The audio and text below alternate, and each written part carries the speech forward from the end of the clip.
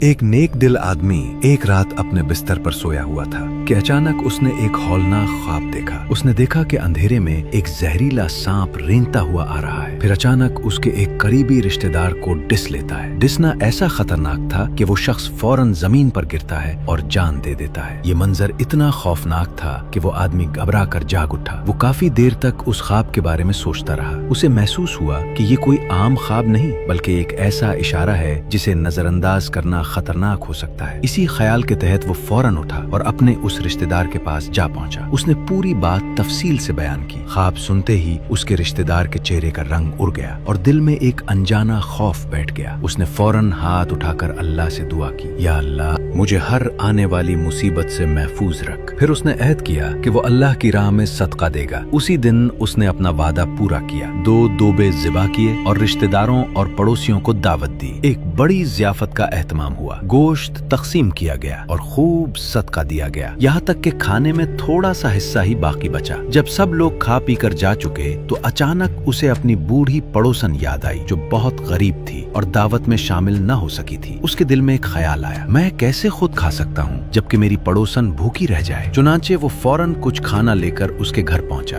بوڑھی عورت اسے دیکھ کر بہت خوش ہوئی۔ اس نے شکریہ ادا کیا اور بڑے شوق سے کھانا کھایا۔ کھانے کے بعد اس نے حسب عادت بچی ہوئی ہڈیاں اپنے گھر کے پیچھے پھینک دی۔ رات گہری ہوئی تو ایک زہریلا سانپ رینگتا ہوا اسی جگہ پہنچا جہاں ہڈیاں پڑی تھیں۔ اس نے انہیں نگلنے کی کوشش کی مگر ایک ہڈی اس کے گلے میں پھنس گئی۔ نہ وہ اسے نگل سکا اور نہ باہر نکال سکا۔ وہ تڑپنے لگا، زمین پر سر مارنے لگا، مگر جتنا زور لگاتا اتنا ہی بے بس ہوتا جاتا۔ وہ وہیں پھنس کر رہ گیا جیسے قدرت نے اسے روک لیا ہو۔ صبح ہوئی تو وہ آدمی اپنے گھر سے نکلا۔ اسے پیچھے کی طرف سے عجیب سی آواز سنائی دی۔ وہ احتیاط سے آگے بڑھا تو دیکھا کہ ایک زہریلا سانپ ہڈیوں میں پھنسا ہوا تڑپ رہا ہے۔ اس نے فوراً ایک لاٹھی اٹھائی اور سانپ کو مار دیا۔ یہ منظر دیکھ کر اس کی آنکھوں میں شکر کے آنسو آ گئے۔ اس نے آسمان کی طرف دیکھ کر کہا، الحمدللہ، اے میرے رب، تو نے مجھے اس مصیبت سے بچا لیا۔